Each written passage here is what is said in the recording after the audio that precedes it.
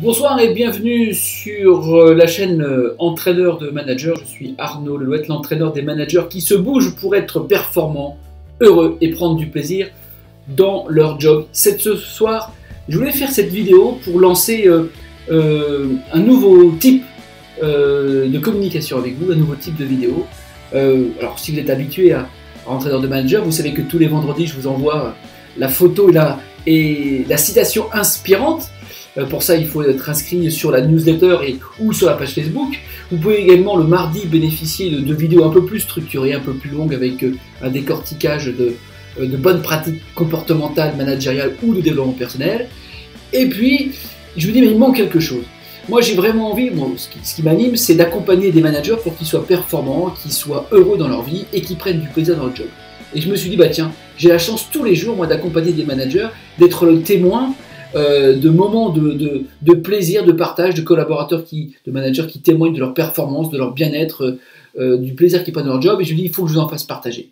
Il faut que je vous fasse partager ça parce que j'ai envie que 2018, finalement, soit une année plutôt orientée positif, plutôt à vous passer des messages positifs. Et donc, je m'engage chaque semaine. Alors, je ne sais pas si ce sera le mercredi, le jeudi, je ne sais pas quand est-ce que je publierai ces vidéos, mais je m'engage chaque semaine à être pour vous le témoin et vous reporter justement le témoignage de hommes et de femmes, managers qui tous les jours font des petits pas, mettent des choses en place dans l'environnement et qui témoignent de aujourd'hui moi je me sens performant, waouh je suis heureux dans mon job et puis je prends du plaisir dans ce métier. Et alors cette semaine m'est arrivé un truc incroyable, j'ai eu plusieurs clients que j'ai accompagnés et deux ont témoigné exactement de la même chose. C'est-à-dire que d'un côté, j'ai une femme que j'accompagne qui s'est malheureusement cassé le bras et a été absent 3 mois. Et de l'autre côté, j'ai un directeur de centre de profit qui, pendant tout le mois de décembre, a dû confier les clés de son centre de profit à son équipe parce que lui, il était dépêché pour l'ouverture, l'accompagnement d'un nouveau centre de profit. Et tous les deux ont vécu la même expérience. C'est-à-dire que, comme ils n'étaient pas là, ils ont dû apprendre à faire confiance. Et apprendre à faire confiance, finalement, c'est quoi ? C'est-à-dire que puisque je ne peux pas être là, je ne peux pas être tous les jours présent, à être sur tout, à donner des consignes, à expliquer comment il faut faire, à regarder le moindre détail qui va ou qui ne va pas. Et donc, tous les deux ont témoigné que, de par cette absence, finalement, ils ont été obligés, ou ils se sont sentis obligés de mettre en place une forme de rituel, d'entretien téléphonique, de petits conference calls, de petits mails, dans lequel ils ont bien soigné leur communication, pour être bien à l'écoute, pour s'assurer d'être bien compris. Donc ils ont été clairs sur leurs objectifs, ils ont essayé de donner du sens, mais surtout, tous les deux se sont dit, par contre sur le comment, on n'a pas pu mettre notre grain de sel, puisque finalement les gens n'étaient pas là, on n'était pas là, les gens étaient tout seuls, il fallait bien qu'ils prennent des initiatives, et donc de se rendre compte qu'en fait, en leur foutant la paix à leurs collaborateurs, finalement ils ont libéré cette énergie, ils ont libéré la prise d'initiative, et tous les deux témoignaient de dire, waouh, finalement, quand on est revenu, les perfs étaient tenus, voire même améliorés.